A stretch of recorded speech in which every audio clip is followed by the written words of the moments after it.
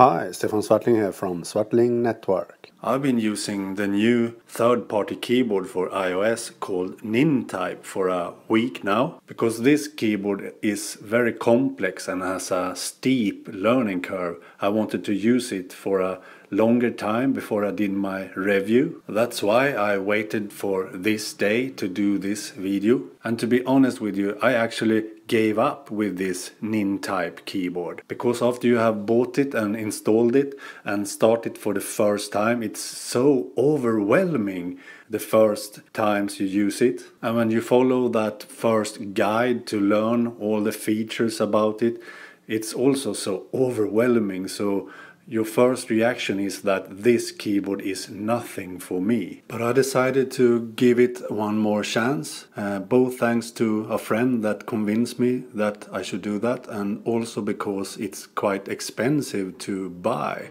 And I have already bought it for $5. Both swipe and swift key is a much simpler keyboard and a lot easier to use than Nintype. But I can assure you, after you have come over this steep learning curve, Nintype will show you its real power. This keyboard is for power users. You will be very, very fast with this keyboard, and you can do a lot of cool stuff in it. One of the very innovative and unique features that Nintype has is that you can use swipe with two hands at the same time. You can use two fingers and swipe a word at the same time. And with a lot of practice of that, you can swipe a word very, very fast. I can assure you that. When you have mastered this keyboard, you will type faster than most people do on a real physical computer keyboard. Another thing that is awesome with Nintype is that you can resize, move and split the keyboard,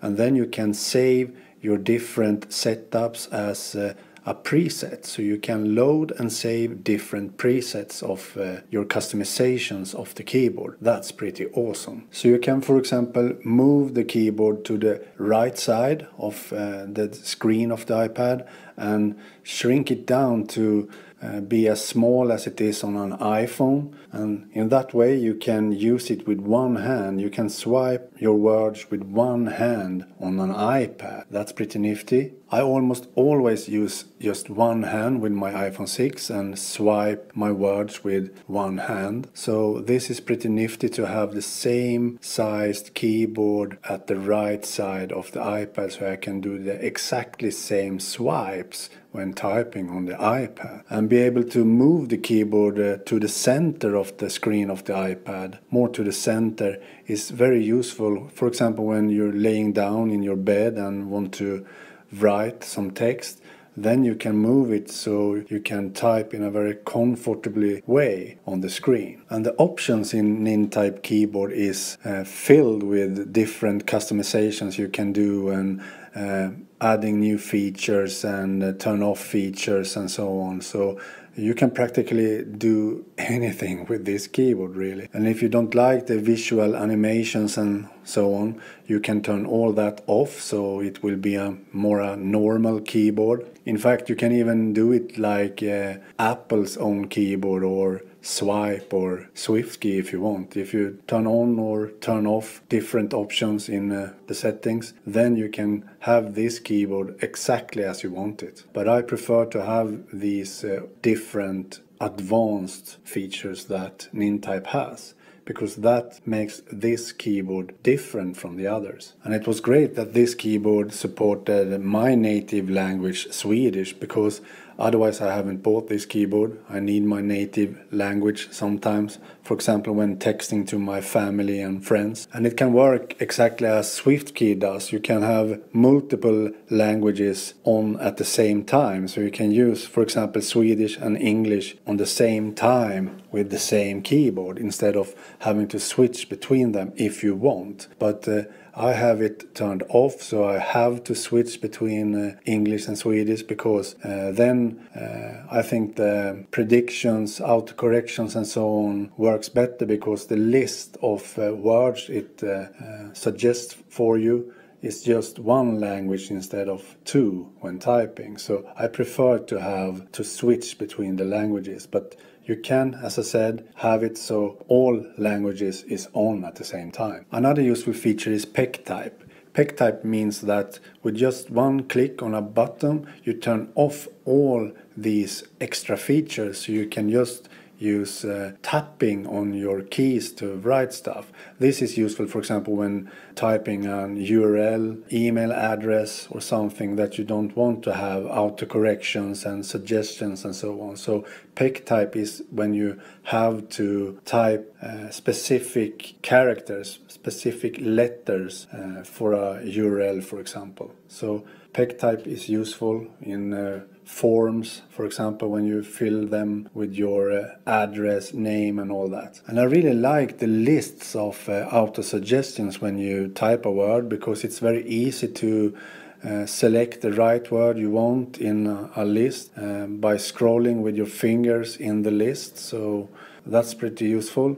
You can, for example, correct a word by swiping left-right on the space bar to go to that word, and when you are over that word you get a list of different words that you can select and change that word to that word instead from the list. And you have a lot of other cool features that I haven't learned to use yet.